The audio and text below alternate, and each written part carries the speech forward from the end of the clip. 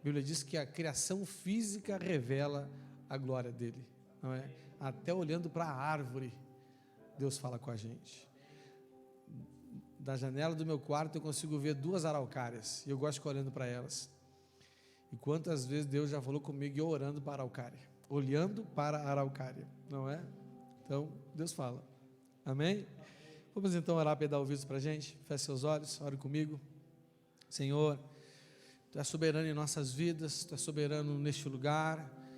Nós rendemos, Senhor, toda honra, toda glória, toda adoração ao Senhor, porque reconhecemos que nos céus, na terra e embaixo da terra não há outro digno além de Ti. Tu és o único e verdadeiro, e nós somos Teus. Obrigado, Senhor, porque o Senhor nos comprou e pagou por cada um de nós um alto e um bom preço, Senhor. Pai, ensina-nos a viver uma vida entregue ao Senhor, uma vida rendida ao Senhor, uma vida de gratidão ao Senhor.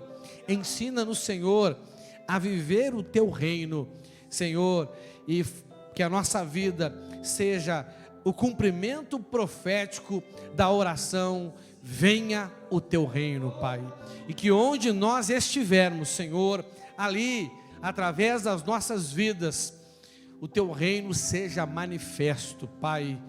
Por isso, Senhor, fala conosco, ensina-nos a viver desta maneira, dá-nos ouvidos para ouvir o Teu Espírito, Senhor.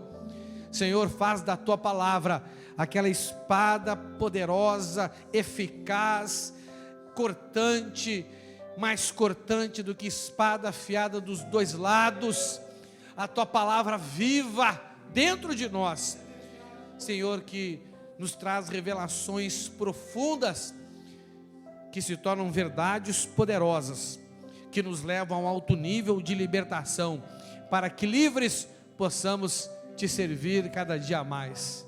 Faz da Tua palavra lâmpada para os nossos pés e luz para o nosso caminho, Senhor. É o que nós pedimos ao Senhor, no nome do nosso Senhor Jesus Cristo.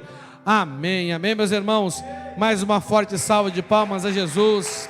Aleluia, aleluia. Fique à vontade, pode sentar no seu lugar aí. Vamos continuar a nossa mensagem sobre vivendo a plenitude do reino de Deus. Amém? Eu quero dizer para você que agora nós vamos começar a entrar assim na parte mais importante da mensagem. Amém? Amém. Tudo que eu falei para você até agora, embora seja assim de uma importância tremenda e sem igual, mas tudo que eu falei até agora para você é para te ajudar a começar a viver o que a partir de hoje eu quero pregar para você, amém? Através da palavra do Senhor, amém? Então estamos ministrando sobre o tema vivendo a plenitude do reino de Deus. O nosso texto base está lá em Colossenses, no capítulo 1, do versículo 13 ao 14, na Almeida Revista Atualizada. Colossenses 1, do 13 ao 14, diz assim: Ele nos libertou do império das trevas e nos transportou para o reino do Filho do seu amor, no qual temos a redenção, a remissão dos pecados. Amém? Nosso objetivo com essa mensagem aqui é já que você foi transportado, né, vamos partir da premissa que você já reconheceu Jesus na sua vida como seu Senhor e Salvador. Você creu no coração que Ele ressuscitou dos mortos e com a boca você confessou que Ele é o seu Senhor. E em função desta revelação você decidiu formalizar uma aliança com Ele através do batismo, porque quem crer e for batizado será salvo. Quando você cumpre esses pré-requisitos, a Bíblia diz que Ele te transporta do império das trevas para o reino do Filho do seu amor. Amém? Então, partindo dessa premissa, é importante então que você aprenda a viver e a usufruir tudo o que Deus tem para você nesse reino. Amém? Não é? Nós vemos, por exemplo, na parábola dos filhos pródigos, né? Às vezes esses textos aí que os tradutores bíblicos, os tradutores da Bíblia colocam na Bíblia, atrapalham a nossa interpretação, mas ali nós vemos 2 filhos que desperdiçaram o que o pai tinha preparado para eles, um porque foi embora, pegou a sua herança, foi para longe, gastou tudo, e chegou ao ponto de desejar comer as comidas que os porcos comiam, e o outro porque ficou na casa do pai, não é? Aquela fazenda representando para nós agora o reino de Deus, mas não usufruiu nem de um carneiro, nem de um cabrito para comemorar com seus amigos. Não é verdade? Ele disse: tenho trabalhado como um escravo. E tem gente que, embora, né, já tenha sido transportado espiritualmente para o reino do Filho, do amor do nosso Pai, ainda, né, não tem usufruído, tem desperdiçado tudo que o Senhor, com o seu sacrifício, com o seu sangue, com a sua ressurreição, tem preparado para nós. Amém? Eu quero te ajudar a viver essas coisas, né? Nós já falamos bastante coisa sobre o reino de Deus. Na semana passada nós falamos que a igreja, ela é a porta. Quem lembra? A igreja, ela é a porta de entrada para o reino de Deus.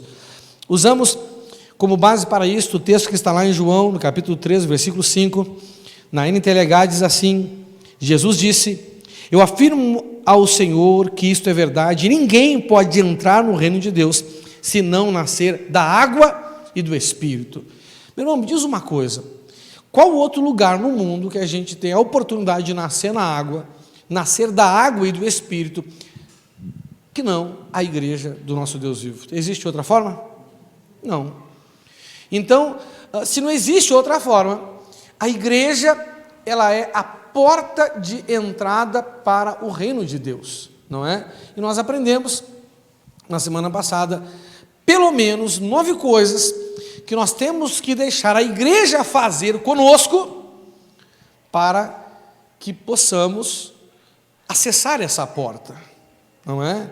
Que essa é uma porta que não se passa de qualquer jeito. Você está me entendendo? Não é? Tem que ter a chave. Ele deu a chave, mas só entra, não é? Só passa por essa porta de uma forma se a gente deixar a igreja fazer o que ela tem que fazer dentro da gente. De forma geral, né, com algumas exceções, na maioria das vezes que a Bíblia fala sobre o reino de Deus é isso, o reino de Deus é aquilo, o reino de Deus é como isso, na verdade ali, Jesus está revelando para nós o que a igreja tem que fazer na nossa vida. E o que nós temos que deixar a igreja fazer na nossa vida. Nós falamos também na semana passada que muitas pessoas não entram no reino dos céus, não é? Muito evangélico hoje tem vivido como os fariseus, tem a chave do reino, não entra e também não deixa os outros entrar. Quer dizer, estão envolvidos dentro daquele contexto religioso, como diz a própria palavra, tem cara de piedade, mas negam o verdadeiro poder da nossa religião, não é? E nós precisamos entrar no reino, né? Então, sempre que, quer dizer, na maioria das vezes que a Bíblia fala que o reino de Deus é isso, o reino de Deus é aquilo, o reino de Deus é aquele outro, né? Está dizendo o que nós temos que deixar a igreja fazer na nossa vida. E por que isso não acontece? Primeiro, porque muitas vezes há líderes e pastores que não conseguem, não entendem completamente o seu papel como líder e como pastor, não é verdade? Não é? Eu confesso para vocês, né, eu sou pastor aí, já vai para 17 anos que eu pastoreio. Até hoje pela manhã estava conversando com o irmão Tavares, né, e a irmã Rosane, e eu sabe, ao longo desse tempo eu falava para eles que a visão que Deus tem me dado tem aumentado, tem melhorado, né? Rapaz, quando eu comecei a pastorear a igreja, há 17 anos atrás, eu não tinha noção de 90% do que eu tenho hoje. Você está me entendendo? Então, meu primeiro ano eu pastoreei sem saber o que eu sei hoje, o meu segundo ano eu pastoreei sem saber o que eu sei hoje. Você está entendendo? É uma evolução, não é? E quando eu falo isso, eu não estou falando como uma crítica à igreja, né? Eu estou falando que é um processo natural, não é verdade? A gente nasce sabendo tudo? A gente cresce sabendo tudo? Você acha que 17 anos de pastor eu já sei tudo? Misericórdia, o sangue de Jesus tem poder, não é? E quanto mais eu leio a Bíblia, mais eu lembro da frase daquele filósofo: quanto mais sei, eu vejo que eu não sei. Só sei que não sei nada, né? Mas existe uma outra realidade triste também, é que, por um lado, como há pessoas na liderança que não sabem que a igreja tem esse papel, também há pessoas que frequentam uma igreja que também não sabem que o grande objetivo delas fazer parte de uma igreja é esse. E tem outros que são piores ainda. Sabem, mas não querem que isso seja feito na sua vida. Aí é um problema, né? Espero que você não seja esse terceiro tipo de pessoa e que a partir do momento que você vem tomando conhecimento das coisas, não é, a sua vida com Deus, a sua vida como igreja começa a entrar em uma nova dinâmica. Amém? Aleluia. Posso ouvir glória a Deus aí? E hoje eu quero falar com você que a célula, fala assim, a célula é a porta de entrada para a igreja. E é aqui que eu queria chegar com vocês. Amém? Assim como a igreja é a porta de entrada para o reino, a célula é a porta de entrada para a igreja. Mas pastor, mas como que a célula pode entrar para a igreja se na igreja primitiva não tinha célula? Realmente, a gente não vai achar a palavra célula na igreja. Mas nós vamos ver a igreja organizada em uma estrutura que hoje nós chamamos de célula. Não importa o nome, não é verdade? Né? Deus deu o poder do ser humano dar não para as coisas, ou não deu? E a gente continua dando. Você está me entendendo? O que nós não podemos mudar é a essência da criação, mas dar nome para aquilo que existe, a gente pode dar, né? O ser humano começou dando nome para bicho, depois deu nome para mulher, depois deu nome para filho, depois deu nome para as coisas, e ele foi inventando coisas que não tinha e deu nome, não é verdade? Né? Ele inventou um negócio lá com um pedaço de pau, com um negócio na ponta, chamou de machado, e a gente vai dando nome, e nós olhamos para essa estrutura bíblica, que a Bíblia não dá nome, e nós resolvemos chamar de célula. Você pode chamar de pequeno grupo, você pode chamar de grupo caseiro, você pode chamar de equipe, você pode chamar de, sei lá, não é? Você pode chamar do que você quiser, chamar pode, agora você só não pode viver dentro disso do jeito que você quer, porque o Senhor estabeleceu essa estrutura tem um propósito, e para cumprir esse propósito tem funções, amém? Então a célula é a porta de entrada para a igreja. Vamos ver lá no livro de Salmos. Não, antes de ler Salmos, por que a célula é a porta de entrada para a igreja? Porque a igreja é o corpo de Cristo, sim ou não? Sim. Você acha que o Senhor, Ele disse que a igreja é o corpo de Cristo por acaso? Não, nada acontece por acaso, porque Ele é onisciente. Deixa eu fazer uma pergunta para você, acho que eu já fiz essa pergunta aqui, não é? Ele diz que também a igreja é a videira, sim ou não? É a videira. Você acha que depois que Ele fez a videira, Ele olhou para a videira e pensou assim: rapaz, para que eu vou usar isso que eu fiz? Você acha que foi assim? Não! Tudo que ele fez na sua condição onisciente, tudo para cumprir um propósito. Você está me entendendo? E toda a criação, repita comigo, toda a criação, ela tem como objetivo. Isso não precisa falar, só toda a criação. Repita, toda a criação. Agora pode deixar que eu falo o resto. Ela tem por objetivo revelar coisas do mundo espiritual para a gente. Lá em Romanos 1 diz que Deus se revela por meio da sua criação física, não é verdade? Quando a gente olha assim para a natureza, né, eu gosto muito de mato, de cachoeira, de água. Rapaz, eu olho para esse negócio assim, entendeu? Eu fico vendo paisagem assim, né, na internet. Rapaz, cara, Deus é tremendo. Tudo que Ele fez é bonito. Inclusive eu falo assim naquela hora. Porque não tem nada feio. Você concorda que nada do que existe no mundo é feio? Só aquilo que o diabo avacalhou.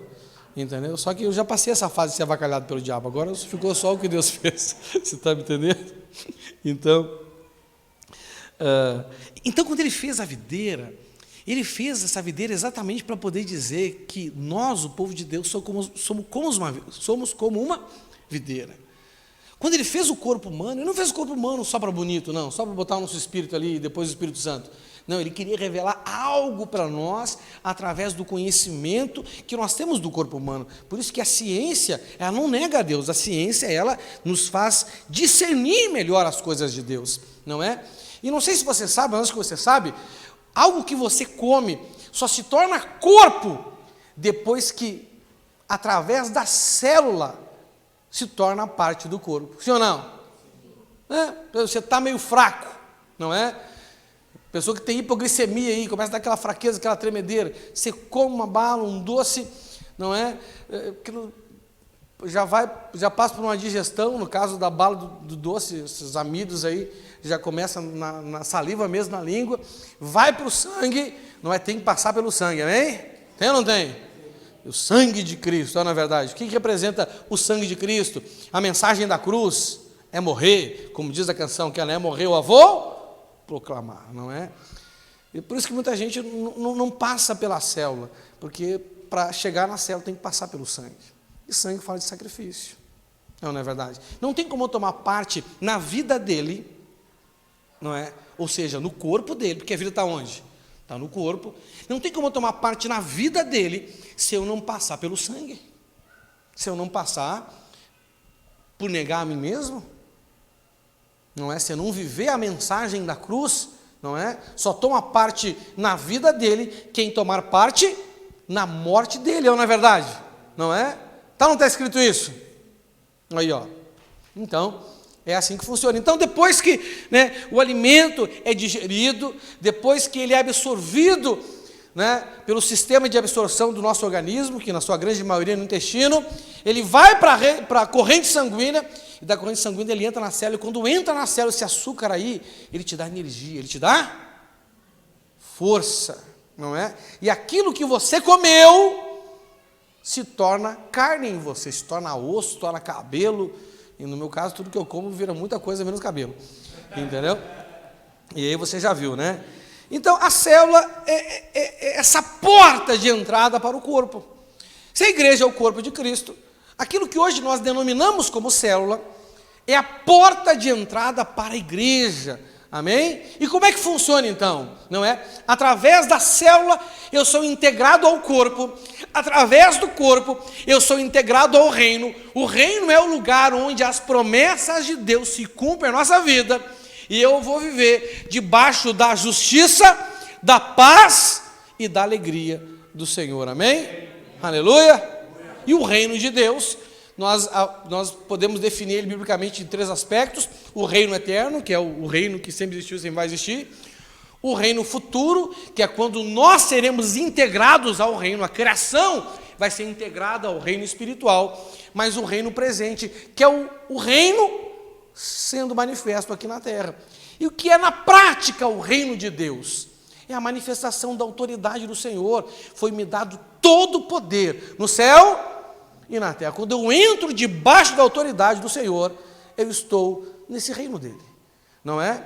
E quando eu digo venha o teu reino, eu estou invocando essa autoridade sobre a minha vida, e eu também tenho a missão de fazer com que essa autoridade se espalhe como um bom perfume pelas nações, fazendo com que cada mais gente se sujeite à autoridade e à vontade de Deus, amém? Venha o teu reino e que a tua vontade seja feita aqui na terra como ela é feita no céu, amém? Então vamos lá, para a gente começar a falar de célula. Então, eu escolhi aqui o Salmo 133, vamos ler ele todo, vamos ler todo o Salmo 133 hoje, todinho, só 3 versículos, amém? Diz assim: como é bom e agradável viver unidos os irmãos, é como óleo precioso sobre a cabeça, a qual desce para a barba de Arão, e desce para a gola das suas vestes, é como orvalho do Hermon, que desce sobre os montes de Sião, ali ordena o Senhor a sua bênção e vida para sempre. Não é? Esse texto aqui ele combina, né, com uma palavra que o Senhor deu para Pedro. Quando Pedro teve a revelação de que ele era o Cristo, ele disse: tu és Pedro, feliz és tu, Pedro, filho de Jonas, Pedro Bar-Jonas, porque não foi nem carne nem sangue que te revelou. Ele disse: tu és Pedro, sobre esta pedra edificarei a minha igreja, e as portas do inferno não poderão prevalecer. Te darei as chaves do reino dos céus, e o que vocês proibirem na terra será proibido no céu, ou concordarem na terra. Então, quando nós vemos essa dinâmica de concordância, vemos que precisa ter o quê? Unidade. Precisa ter unidade, precisa ter comunhão, precisa ter sujeição, porque se nós não temos comunhão um com o outro, não vivemos em unidade um com o outro, não nos sujeitamos um ao outro, como diz lá em Efésios 5:21, nós não conseguimos viver esta concordância. Temos a chave, temos o quê? Não entramos e não deixamos os outros entrar. Isso é uma tragédia. Agora, olha só, não é? Gente, se para os fariseus isso já era ruim, entenda, para nós é pior ainda. Por quê? Porque eles não tinham o Espírito Santo. Eles não tinham a capacidade de comunhão com Deus que nós temos. Só um homem, uma vez por ano, podia entrar no Santo dos Santos. Nós somos o Santo dos Santos do Senhor, o lugar de manifestação permanente dele, o lugar de habitação dele. Você está entendendo? Não é? Esse é o mistério, é o segredo que foi, sabe, escondido dos séculos passados e que, né, a partir da vinda de Cristo foi revelado. Que segredo é esse? Que mistério é esse? Cristo em nós, a esperança da glória. Olha que poderoso isso aí. Você está me entendendo? Não é? Então, rapaz, eles têm uma desculpa ainda, eles não têm o Espírito Santo, não tinham o Espírito Santo. Eles se relacionavam com Deus através de uma imagem simbólica. Nós não. Não é? O próprio Senhor está em nós, né? Então, para nós fazermos parte do corpo de Cristo, precisa haver essa comunhão, precisa haver essa concordância, não é? Precisa haver essa unidade, porque entenda uma coisa: para ser corpo, tem que ter comunhão. Para ser corpo, tem que haver concordância. Para ser corpo, tem que ter unidade. Sim ou não? Não é? Se você for estudar aí, entendeu, a biologia, a questão do corpo humano, você vai ver que tudo é integrado perfeitamente, meu irmão. Cada tecido, cada situação, você está entendendo? Não é? Então, cara, é fantástico, tudo funciona certinho, não dá nem para dizer que é reloginho, porque é sacanagem comparar nosso corpo com um relógio, né? Nosso corpo tem muito mais função que um relógio. Você está me entendendo? Uma coisa em função da outra, uma coisa serve a outra. Você está me entendendo? Não é? Então é um ambiente, sabe? É um ambiente formado por coisas completamente diferentes, que olhando separadamente não tem nada a ver uma coisa com a outra. Mas, rapaz, quando bota tudo junto, rapaz, entendeu? Vira umas pessoas bonitas, assim, que nem a gente. Entendeu? Uns nem tanto, outros mais. É questão de gosto, não é verdade? E gosto não se discute, não é? Então é preciso ter essa unidade. E vamos falar a verdade, não é? Nós conseguimos promover isso num dia como esse aqui agora? Sim ou não? Não, impossível. Impossível. Tem gente aqui na igreja, irmão, que eu vou dizer uma coisa para você. Eu estou de olho em você, viu? Ó, por isso que eu uso óculos, para te ver de longe. Você chega, depois começou, e quando vê que está terminando, quando eu fecho o olho para orar, abro, você desapareceu. Você está me entendendo? Não é? Você é o Billy the Kid Gospel. Rapaz, no fechar, abrir de olhos, você já vazou. Você está me entendendo? Homem-Aranha, né? Ninja evangélico. Você está me entendendo? Né? Ou você está Está na unção de Filipe, não abrir e fechar de olhos, você é teletransportado para outro lugar. Né? Nem para dar um abraço no final você fica. Você sabe que se você me dá um abraço é quase pecado. Não é pecado, mas é quase. Não é? Dentro da minha crença aqui, na minha religião, isso é quase pecado. Não é? Mas não é para dar abraço só em mim, não é verdade? A gente tem que aproveitar o momento para ter pelo menos um momento de comunhão, um abraço, ver como é que está, sabe, dar um sorriso, rir com os irmãos. Se você não gosta de rir com os irmãos, ri deles pelo menos. Né? Tem irmão que é bom de rir com eles, que eles gostam de contar piada, né? Mas tem irmão que é só de olhar para eles já dá vontade de dar uma risada. Não é verdade? Né? Às vezes eu olho para o Rodrigo, por exemplo, oh, Jesus, ele pintou o cabelo ainda, irmão, já cheio de graça. Mas não é da graça aquela que se aperfeiçoa na fraqueza, é outra graça, não é? Mas vamos lá.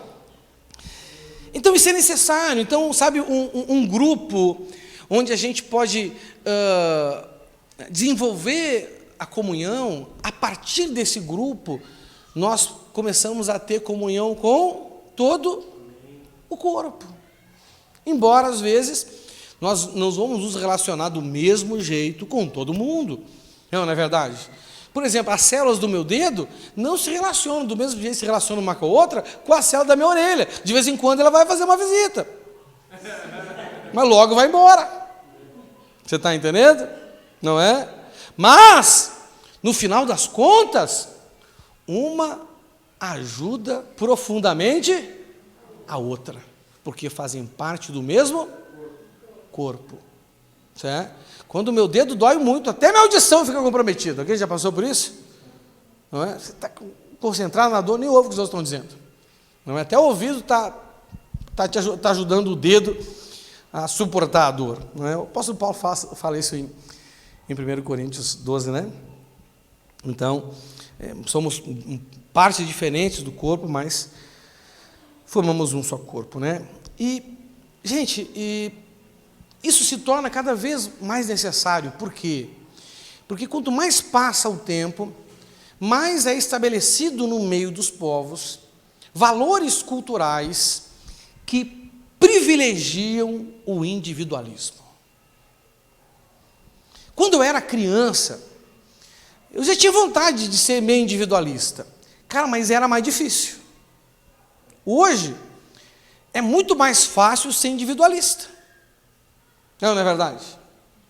Primeiro que tinha uma TV só em casa, não é? Hoje, comparado ao tempo que era criança, é relativamente fácil comprar uma TV. Não sei se é pagar, mas que comprar é fácil. Né? Então, estou falando pagar, estou falando comprar, porque tem gente que compra e esquece depois os boletos, não é verdade? Esse é outro assunto, né? Que Jesus também não gosta dessas coisas. Então, sabe, você pode... Tem um celular hoje, todo mundo tem um celular. Às vezes a pessoa não tem cueca, mas tem celular. Você não tem meia, mas tem celular. Não é verdade? Às vezes está faltando comida para comer, entendeu? Bota uma foto lá de uma picanha e fica no celular. Então, olha só. Então, o mundo, ele avança. E usa o seu conhecimento tecnológico para privilegiar o individualismo. Essa é uma grande realidade. Não é? Então, dentro de um contexto desse, se torna ainda mais importante nós fazermos parte de um grupo de comunhão. E comunhão não é... pastor, eu quero procurar um grupo de comunhão. Né? E quando a pessoa fala, geralmente ela fala assim, eu quero um grupo onde eu olho para as pessoas e eu me sinta bem, e eu acho todo mundo legal, e todo mundo gosta de mim, e toca as músicas que eu gosto, e conversa dos assuntos que eu gosto, e vão nos lugares que eu gosto, né? Pastor, o que você acha disso? Eu acho que isso é loucura. Você está doido, você não precisa de igreja não, você precisa de um manicômio. Mas Jesus pode te curar hoje, você não precisa ir para lá e fica aqui, amém? Aleluia, eu vou orar para você ser curado no final. que é comunhão? A base da comunhão é ter as coisas em comum. Mas entenda, para mim ter coisa em comum com os outros, eu vou ser obrigado a abrir mão de coisas que eu particularmente gostaria e que não vai privilegiar a comunhão com os outros. Sim ou não? Sim. Claro que sim. Não é? Então, ter comunhão não é fácil, porque para ter comunhão a gente tem que negar coisas que para a gente, naquele momento, naquela hora, né, daquele jeito, daquela forma, para nós seria mais interessante. E o princípio da comunhão, da unidade, é algo poderoso. Você está me entendendo? Não é? Ah, mas pastor, mas não é errado eu querer do meu jeito. Não é lícito. Mas para ter comunhão não convém. Você está me entendendo? Não é? Então, quanto mais o mundo avança para favorecer esses anseios, né, individualistas, entenda uma coisa, existe diferença entre individualidade e individualismo. Todos nós temos individualidades que nos fazem diferentes um do outro, que por isso nós somos corpo, amém? Porque corpo com todo mundo igualzinho não é corpo. Não é verdade? Não é? Não é corpo. Corpo tem que ser diferente. Não sei se você já parou para observar que a sua orelha é uma diferente da outra. Né? Você já parou para perceber que geralmente a sua narina de um lado é diferente da narina do outro? Primeira vez que eu percebi isso, eu pensei que eu era defeituoso. Rapaz, meu nariz é torto, cara. Entendeu? Quando eu fui fazer óculos, meus 20 e poucos anos, comecei a ficar ruim para ver o letreiro dos ônibus, fui fazer óculos, entendeu? A pessoa fez o óculos, eu botei o óculos no meu rosto assim, ficou assim, ó. Aí eu falei assim, fiquei bravo com a mulher do óculos, falei, seu óculos está torto. Ela olhou para mim e falou assim, não é óculos não, meu senhor. Me chamou de senhor ainda, eu era novão, mas só para ter respeito. Falei, como que não? Eu ponho na minha cara e fica torto. É a sua orelha que é torta. Mais uma angústia. Pensa um cara que se acha bonito e descobrir que tem a orelha torta. Meu Deus do céu. Entendeu? Tem que superar. Para continuar se achando bonito não é fácil. Não, a gente começa a descobrir defeito e a tendência é se achar feio.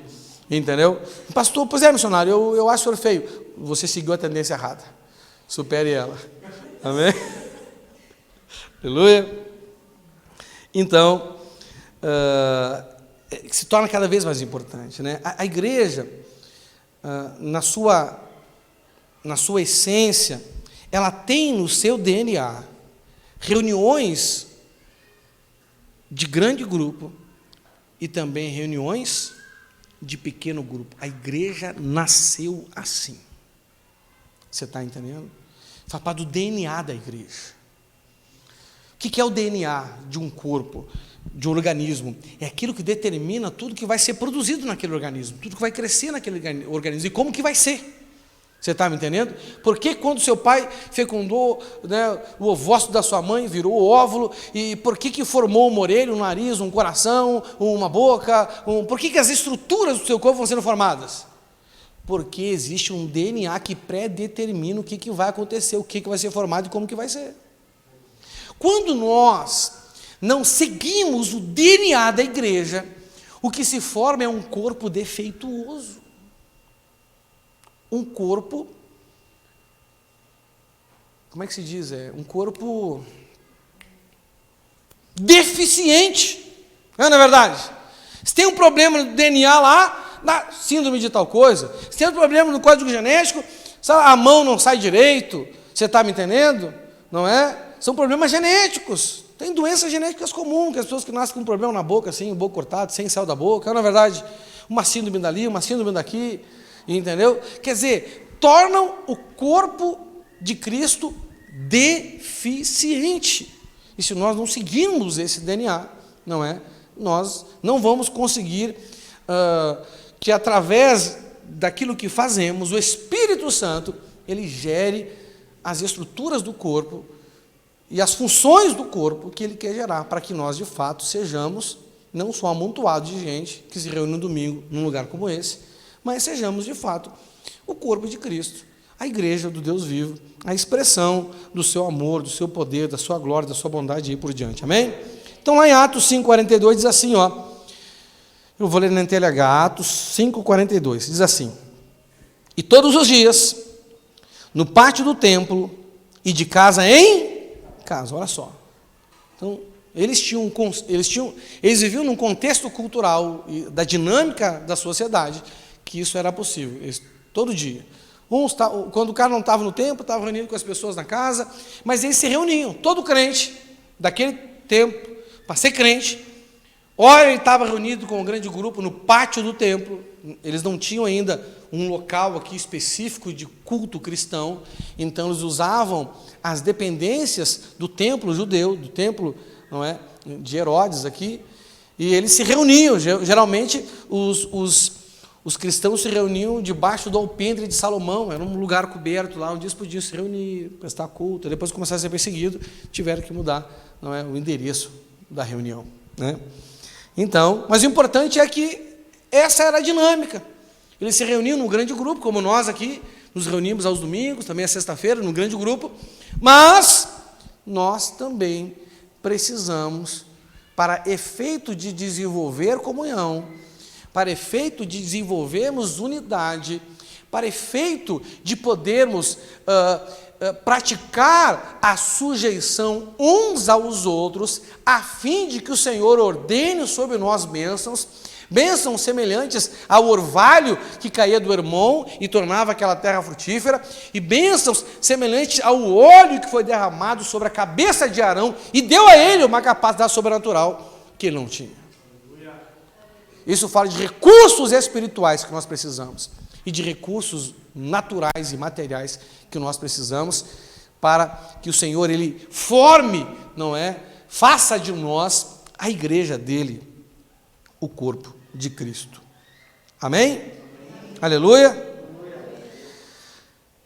Então, essa estrutura é uma estrutura que favorece, não é, o culto, o anunciar o evangelho e também a comunhão dos irmãos e o serviço cristão que a gente tem que fazer. Você está me entendendo? Não é? Num pequeno grupo, todo mundo tem a oportunidade de servir. Aqui não. Não é? Então, ora você serve, ora você fica sentado, mas num pequeno grupo, você tem sempre a oportunidade de servir. Num culto de adoração como esse, né, que hoje, o nosso modelo de culto cristão, ele mescla o tempo de adoração, o tempo de louvor com o tempo de ensino, não é verdade? Não é?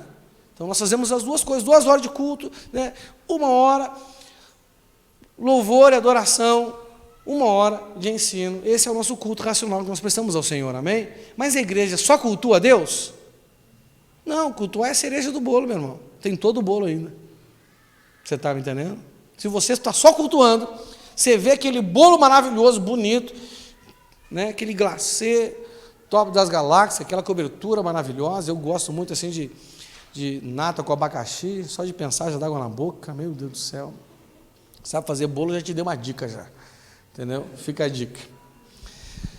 E aí você pega só a cereja. Né? Eu não sei, quem que gosta de comer cereja do bolo? Hã? Rapaz, eu gosto, mas eu não gosto meio enjoativo? Rapaz, daqui a pouco você está enjoado da sua vida de fé. Você só vem no culto, daqui a pouco, rapaz, só cereja, só cereja, só cereja, só cereja. Você não entra para dentro, não vai provar a variedade de recheio, de glacê, de massas que tem aí. Você está me entendendo? Amém? Então, essa organização de pequeno e grande grupo, de grande e pequeno grupo, ela favorece, não é? O culto. Me diz uma coisa, cultuar é melhor com pouca gente ou com um montão de gente? Com um montão de gente. Agora, a gente conversar sobre um assunto, é melhor um montão de gente ou pouca gente? Pouca gente. Não dá para conversar sobre um assunto com um monte de gente falando ao mesmo tempo. Enlouquece. Você está me entendendo? Não dá. Eu tenho problema de estar falando com alguém, outra pessoa falando também, meu Deus do céu, entendeu? Não é? Quando vou para casa dos parentes da Aréia, lá em Santos, lá, meu irmão, agora a cunhada veio para cá, rapaz, eles deixam TV ligado numa altura, e cada 2 fala de assunto diferente, tudo na sala, e todo mundo se entende. Eu começo a ficar tonto, me dá até sono, eu vou dormir, meu. Né? E logo, primeira vez que eu cheguei, eu achava que era briga, mas não, eu estava conversando mesmo. Entendeu? Cada família tem seu jeito, né? Não é verdade? Rapaz, daqui a pouco um levanta e vai dar na cara do outro. Não, conversa tá boa mesmo. Não estava nem brigando, não, mas eu me assustei. Depois que eu peguei a manha. Entendeu? Mas vamos lá. Não é? Mas é importante nós entendermos, então, né, a questão de culto, nós já estamos bem familiarizados, né? Mas é importante nós aqui definirmos o que é célula. Né? O que é célula? Quando a gente estuda ali, né, a Bíblia um pouco mais profundamente, principalmente em Atos e depois nas cartas, porque isso não aparece muito nos evangelhos, porque nos evangelhos não existia essa estrutura, não é verdade? Não é? Essa estrutura passou a existir depois depois daquilo que está registrado nos evangelhos. Então entra Atos, entra ali, principalmente as cartas de Paulo, e a gente começa a olhar assim, sabe, né, a gente tem que focar às vezes para tirar as coisas da Bíblia, né? Então façam, eu quero discernir biblicamente o que era feito no grande grupo e o que era feito no pequeno grupo. Não está explícito, mas está implícito ali. Você está entendendo? Isso é muito importante. Então, o que é a célula? Né? Primeiro, para a gente definir o que é a célula, eu quero falar para você o que não é a célula. Assim, o que não é a célula. Então, a célula, primeiro, ela não é uma reunião. O que a célula não é? Então, por exemplo, lá em casa, eu faço uma reunião toda quarta-feira, às 20 horas e 30 minutos. Rua Líbero Santana Nunes, 490 Fundo. Sinta-se convidado. Amém?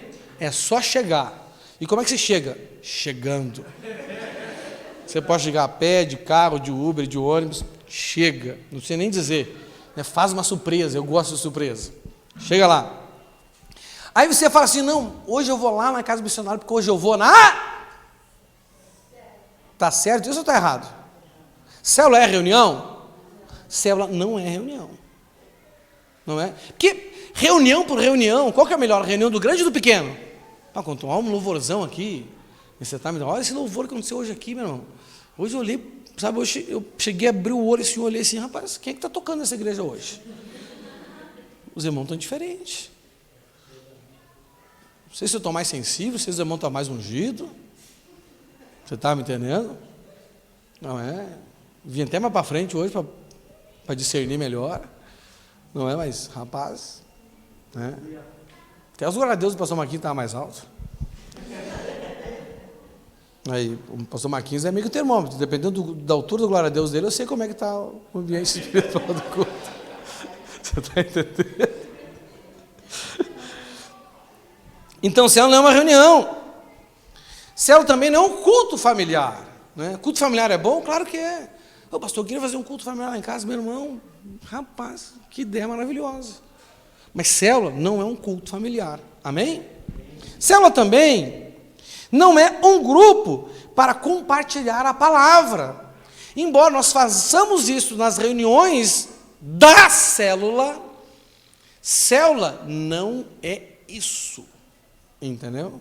Isso é uma das expressões da célula. Assim como o culto é uma das expressões da igreja e deveria, socialmente falando, ser a menos percebida pela sociedade, mas é a única, talvez hoje é a única expressão que a sociedade consegue ver da igreja quando ela se reúne para fazer culto. Geralmente os vizinhos ficam no veneno com a gente. Não é verdade? Não é? A não ser os vizinhos que são crentes, aí eles não ficam. Né? Mas até os crentes ficam. Lá no Perim, lá a gente tinha um vizinho da frente que era crente, da igreja batista. Rapaz, o cara não gostava do nosso louvor, não. Entendeu? Esse foi o outro. É. Não foi o outro, esse foi o outro. Então, né, na reunião da célula, nós fazemos essas coisas, mas na reunião, né, quando a célula se reúne, a gente faz essas coisas, mas a reunião da célula não é a célula. Então, o que é a célula? A célula é uma equipe de trabalho, não é? Eu até poderia ter pedido, vê se tu acha uma célula aí, filho. Uma célula aí do corpo humano aí. Para mim, projetar aqui, dá? Ah, não tem? Puxa, mesmo, tem. Se quiser pegar a minha e rotear a minha. Uma célula, ela tem uma membrana, ela tem um líquido chamado citoplasma, E ela tem um monte de coisinha lá que eu até sabia o nome, mas agora me esqueci.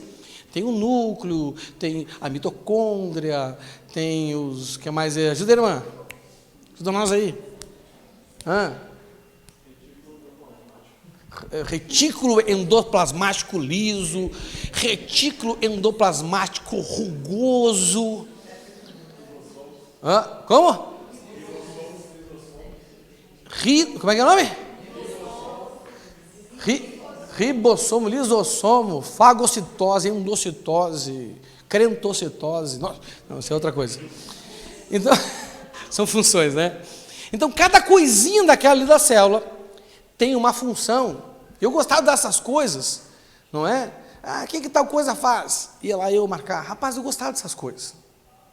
Tanto que teve um tempo na minha pré-adolescência que eu cheguei a aspirar a ser médico, mas aí descobri que não dava certo, não é? Pendi para outra área, né? Então, sabe, cada coisinha daquela célula tem uma função. E se uma daquelas coisinhas não funciona bem, o corpo todo começa a sofrer. O corpo todo começa a ficar assim, sabe, complicado. Você está me entendendo? Só uma coisinha ali, né? Se as mitocôndrias diminuírem no seu corpo, você começa a ficar fraco, porque você não queima ali o fosfato, não dá energia, aí você já está enrolado. Você está me entendendo? Não é? Então a célula é uma equipe. É uma equipe de quê? É uma equipe de trabalho. É uma equipe onde cada membro tem que ter uma função. Fazer alguma coisa do corpo. O que eu tenho que fazer, pastor? Bom, aí é outro assunto, né?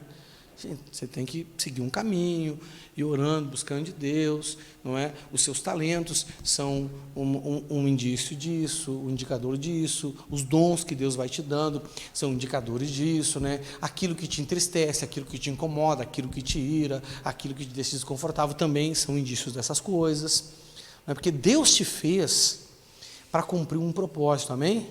E Ele colocou coisas dentro de você, sonhos, aspirações, talentos, capacidades, sentimentos, para te guiar em todas essas coisas aí, não é? Isso é muito importante. Na Ceia Ministerial eu preguei um pouco sobre o que significam os sentimentos, não é? Então, se você quiser acessar lá no YouTube, lá, depois o pastor Marquinhos tem um testemunho para dar sobre as pregações do YouTube lá para você, amém? Então, célula é uma equipe, não é?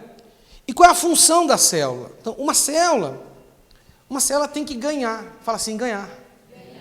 Uma célula tem que ganhar. Uma célula é uma equipe de evangelismo.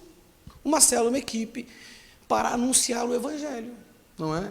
Às vezes você quer ganhar uma pessoa para Jesus, mas você não sabe como fazer, não é? Você se integra a um grupo de célula e esse grupo tem que te ajudar a você ganhar a sua família, as pessoas para Jesus. Essa é uma das funções. Não é verdade? Não é? Outra função da célula é que a célula tem que integrar essas pessoas ao corpo, não é? Tem que fazer um trabalho de integração.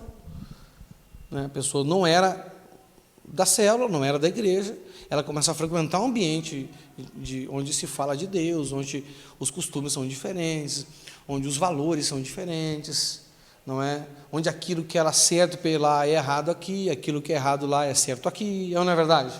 Não é? Essa pessoa, então, ela precisa de alguém que integre ela, a célula, que explique para ela, a célula é isso, a gente faz assim, né?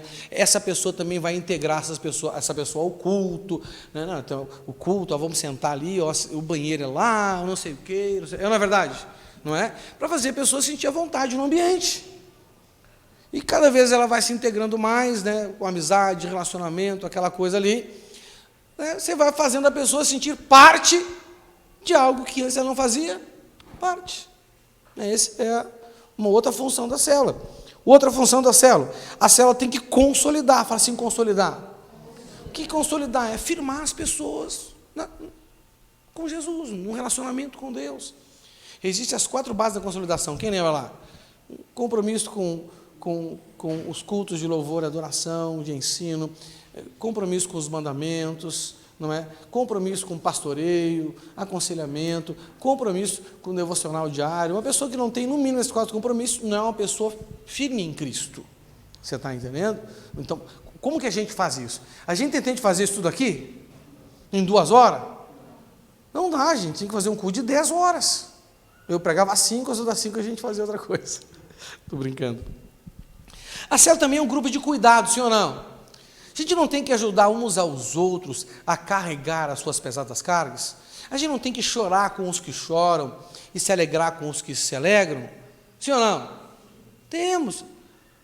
Então, a equipe da célula é uma equipe para cuidar, é uma equipe para chorar quando o outro está chorando, para se alegrar quando a gente está se alegrando, para trazer para a igreja a necessidade da pessoa, não é verdade?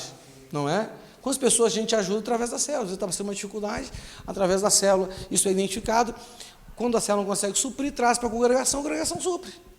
E quando a congregação não supre, a gente ora a Deus, Deus faz um milagre. Amém? Porque Ele é o Jeová Jiré, o Deus da provisão, e Ele provê todas as coisas, amém? Aleluia?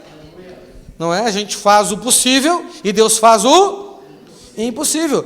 A célula também é um grupo de relacionamento, não é? Não existe comunhão, não existe unidade, não existe sujeição, que são os princípios que nos dão condição de usar a chave que Ele nos deu. Aquilo que nós concordamos aqui na terra, concordado no céu, não é? Nós temos que, então, nos relacionar também com as pessoas, senão não tem comunhão, né?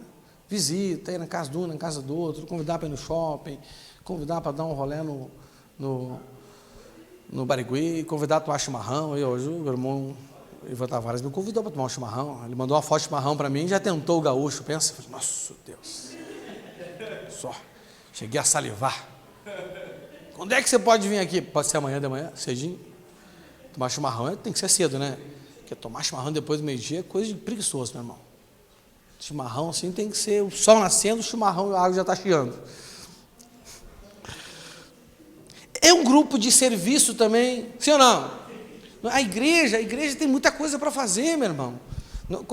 Num dos aspectos da igreja, nós vamos ver que a igreja é como uma casa, aonde o Senhor colocou uma pessoa como um despenseiro fiel, e esse despenseiro, ele fica distribuindo tarefas e recursos que as pessoas precisam para fazer as tarefas. Você está entendendo? Não é? Nós somos os mordomos de Cristo, não é verdade? Sim ou não? E ser mordomo é chique, meu. Rapaz, se ser mordomo do Batman já é chique, imagina ser mordomo de Cristo, meu irmão. Rapaz, é fantástico isso. Você está me entendendo? Mas tem que ser encontrado o quê? Fiel a essa pessoa.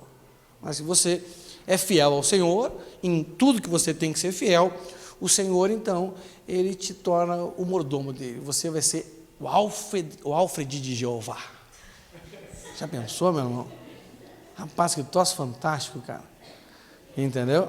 Não é? E o princípio da mordomia é um dos principais princípios de prosperidade. Ó, princípio de honra, pai e mãe, autoridade. E depois, junto esse com o da mordomia, meu irmão, não tem como você não se dar bem nessa sua vida ruim sua aí que você tem aí. Entendeu? Porque você não gosta de honrar os outros e também não gosta de servir. Aí você está enrolado. Você está me entendendo? Mas esse é outro assunto também. Então a gente tem que servir, tem muito trabalho para fazer na igreja, fora da igreja, nos cultos, aqui, lá, na célula, e visitar, e evangelizar. Quanta gente reclamando que não tem visita, que ninguém ama, que ninguém vai, e você vendo novela da Globo ainda. Ó, para trás de mim, Satanás. Amém? É doido. Pastor, ver novela é pecado? Não, filho. Mas que te incita ao pecado. Te incita. Você está me entendendo? Não é? Um dia antes de ser crente, eu estava em casa, um dia que eu não tinha nada para fazer. Entendeu? Não tinha ido no cursinho. Aí cheguei em casa, eu estava ligado, estava vendo novela. Rapaz, eu vi umas coisas assim, eu não era nem crente, eu era do mundo desviado, desgraçado da vida. Até um demoniado sabe que novela da Globo não presta. Imagina crente. Entendeu? Eu pensei, rapaz, eu nunca mais vi esse negócio não, cara. Que negócio sem sentido, sem nexo, cara. Nunca mais vi. Nunca mais fiquei vendo. Perdi o costume de ver TV, principalmente TV aberta. Antes de ser crente, para você ter uma ideia. Entendeu? Eu fiquei muito tempo sem ver, me desintoxiquei. Aí quando fui ver assim, comecei a identificar os erros. Um monte de coisa ruim. A célula também é um grupo de treinamento. A célula o quê? É um grupo de treinamento. Onde é que você acha que eu aprendi a pregar o Evangelho? Na célula. Onde é que você acha que eu aprendi a aconselhar as pessoas? Na célula. Você acha que eu aprendi a expulsar demônio onde? Na célula. A gente não gosta de expulsar demônio no culto, porque culto a gente quer cantar para o Senhor, culto a gente quer aprender a palavra. Aí a gente vai orar para você, você demonia, avacalha o culto da gente. Que a gente está fazendo para o Senhor. Fica lá, sai, não sai, ele é meu. Não. Vamos fazer isso outra hora. Você está entendendo? A gente não expõe você, né? E a gente está num contexto, a gente pode te dar mais atenção, né? Não é fazer aquele sai-sai. Então, na célula, não na reunião da célula especificamente, mas dentro dessa equipe, vamos te visitar, vamos aconselhar, vamos falar com você, vamos orar para você. A gente pode ficar a tarde inteira sem demônio, não tem problema. Você está me entendendo? Fazer um exorcismo de qualidade, fazer um aconselhamento para ver o que está acontecendo, identificar as brechas, a raiz do problema. Muito melhor para a gente e muito melhor para a pessoa que necessita, não é? Passar por isso para viver a plenitude do que Deus tem para ela. Então, rapaz, tem muita coisa a fazer e tem muita coisa a ser treinada. E como que a gente treina? Vendo fazer e fazendo junto. Não é verdade? Qual foi o primeiro treinamento de demônio, para expulsar demônio? Uma vez na célula, meu pastor, o pessoal ficou possesso, meu pastor foi expulsar demônio, eu já fiquei ali, aí o demônio se mexeu, eu era valentão naquele tempo, já fui agarrar o demônio, não, bota a mão no demônio, tem que ser amarrado no poder e na autoridade de Jesus. Eu falei, eu já tomei aquela chamada de atenção assim, até o diabo riu de mim aquele dia. Eu vou botar a mão em mim, Satanás. Estou brincando. Então, eu fui aprendendo as coisas, não é verdade? Fui vendo, e eu sempre fui curioso, aí perguntava, Abraão, mas por que tu fez assim, por que tu fez assado? E ele me explicando. O negócio, você vê e não pergunta, bobo é você. Não é verdade? E fui aprendendo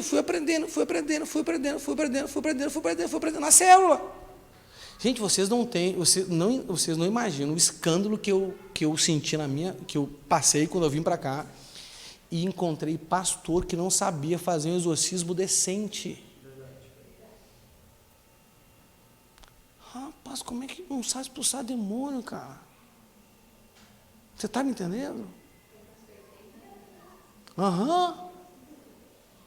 Eu já dei uma dica aqui, né? Se você for expulsar demônio e perguntar quem é você, que nem ele fez com o filho de serva lá, ele não responde,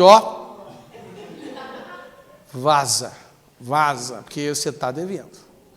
Você não arrependeu, não confessou, está com o pecado oculto aí, você está me entendendo? Aí, meu irmão, para não passar vergonha, que nem diz os irmãos aí, né? Você está me entendendo? Tem que se arrepender. E se você me chamar, missionário, demoniou, rapaz, é tudo que eu quero para te dizer, te vira. Mas se tem pecado, já confessa aí, joelha no canto ali, deixa o demônio rolando aí, joelha ali, confessa, arrepende. Meu irmão, que eu digo uma coisa para você, meu irmão, às vezes, o que a gente, 1 ano trabalhando no aconselhamento, não consegue fazer o irmão se arrepender, um endemoniado faz em 5 minutos. Pessoas se arrependem do pecado, dizem, nunca mais vou pecar, pastor, meu Deus do céu, ai, meu Deus do céu. Rapaz, eu fico até inveja do diabo nessa hora, meu irmão. Prego, oro, jejuo, ensino, aconselho, visito, repreendo, exorto, corrijo, o irmão não converte. Um chuzinho do nada ali vem e o cara muda a vida. Entendeu? Quem não aprende com o pastor, ou com o Espírito Santo, vai aprender com o diabo. Não é verdade? O diabo é um bom professor da desgraça. E também a célula tem que enviar. Não é verdade? Dentro da célula mesmo você vai ser enviado para funções, a multiplicação é enviado para outra célula. São os primeiros níveis de envio. Se você não for enviado por pouco, você nunca vai ser enviado por muito. não é? Então, a célula tem essa função. Qual é o nosso problema aqui? Nós temos a reunião da célula, mas a célula está funcionando assim? Não está. E vai continuar não dando? É claro que não, não é verdade? Nós vamos trabalhar. Quem vai me ajudar aí para que a célula funcione? Quem não levantou a mão, não tem mão, não vai me ajudar? Aleluia, glória. Ei, Paulo, vai ajudar ou não vai, Paulo? O Paulo, pensei que o Paulo estava sem mão, mas ele vai ajudar a gente. Aleluia, glória a Deus. Você desse culto animado hoje, meu irmão. Então, não é? A célula, ela tem essas funções. E como que nós descobrimos como realizar essas funções? A partir das parábolas que dizem, e a igreja é. O que a igreja é? A igreja ela é o corpo de Cristo. A igreja ela é a noiva do Senhor. A igreja ela é a videira verdadeira. A igreja ela é o edifício que o Senhor está construindo. A igreja ela é o templo de pedras vivas, aonde nós temos que trabalhar na construção, servir como sacerdote, o sacerdócio santo, o sacerdócio universal. Todos nós somos sacerdotes. Cada um vai ser enviado para uma área para exercer o sacerdócio de Cristo. Você tem que só descobrir qual é a sua área. Amém? Porque ela já está determinada. Porque o Senhor, Ele te salvou, não pelas boas obras, mas Ele te salvou para boas obras que de antemão Ele já havia preparado para você desde antes da fundação dos tempos.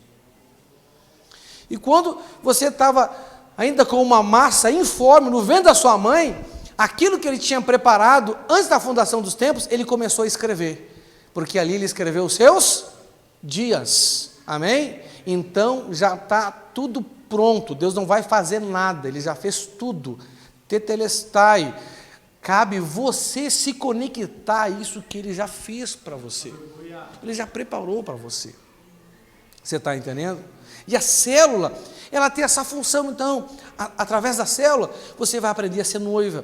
Através da célula, você vai aprender a ser corpo. Através da célula, você vai aprender a ser templo. Através da célula, você vai aprender a ser edifício. Primeiro, né, o tijolo que é usado na construção, depois o próprio construtor, não é? Que está construindo aquilo, você vai aprender a ser lavoura. Ele diz que a igreja é a lavoura de Deus, não é verdade? Não é? Qual a diferença entre uma floresta e uma lavoura? A floresta cresce ao natural pela força da natureza, representa a força de Deus. A lavoura não, né? É tudo organizadinho, porque entra a ação do homem em cooperação com a ação de Deus. Vocês querem aprender essa igreja assim, não é verdade? Porque tem crente que só espera por Deus, não quer fazer nada, não é lavoura.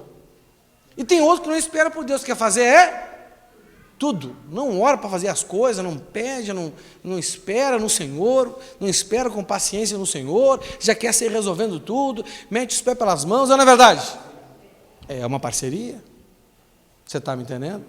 Não é? Nós temos que ir à luta, mas a partir da direção daquele que garante a vitória, amém? Que a questão, o que garante a vitória é Deus, mas através da luta nós tornamos realidade aquilo que já está garantido. Você crê nisso ou não crê nisso? Então, a partir da semana que vem, nós vamos começar, em cada culto, a estudar cada uma dessas imagens. E a primeira vai ser que a igreja é o corpo, a igreja é a noiva. Fala assim, a igreja é? A noiva. A noiva.